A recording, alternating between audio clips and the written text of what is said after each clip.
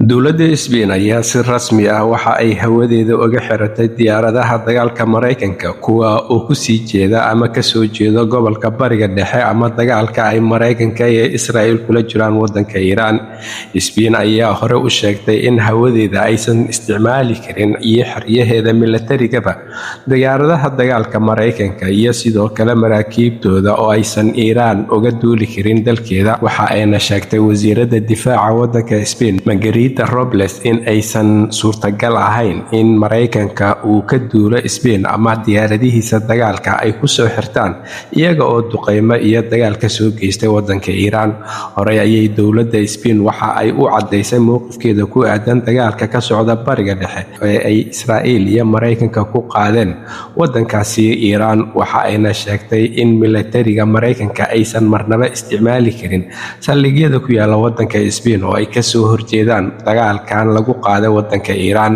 Hore ayay wasiirada u xaqiijisay inaysan marnaba u ogolaan doonin milatariga wadanka Mareykanka oo ay gaashaanbuurta NATO ku wada jiraan in ay isticmaalaan hawadooda, dhulkooda iyo badooda midnaba. Warbaahinta wadanka Isbeen ayaa xaqiijisay in diyaarado badan oo ka soo laabtay dagaal iyo duqeymo ay ka soo fuliyeen wadanka Iiraan ay u diideen hawada wadankaasi Isbeen in ay soo galaan ama ay isticmaalaan. Waxa ayna taa cadeyn u tahay in Isbeen si dhaba ay u hirgelisay go'aankeedii ahaa in Mareykanka uusan marnaba isticmaali doonin hawadooda, dhulkooda iyo badooda isaga oo ku duulaya wadanka Iiraan oo ay isaga iyo Israa'iil dagaal ba'an ku hayaan.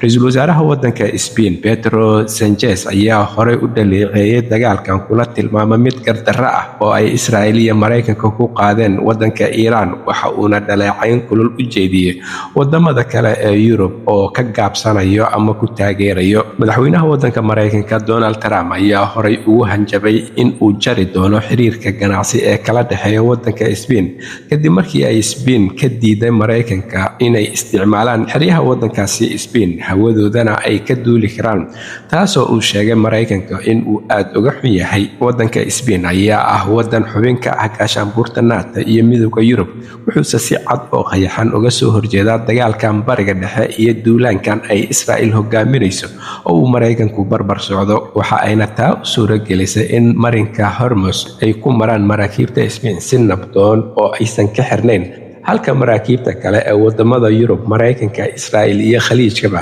aysan marnaba mari karin marinkaasi oo ay Iiraan maamusho. Halka warka kiisa ugu door karoon uu idinkaga imaanayo waa Somali Voice in Norway ama codka Soomaaliyeed ee Norway. Waxaana idinla socodsiinayay aniga oo Cabdulaahi Shiine.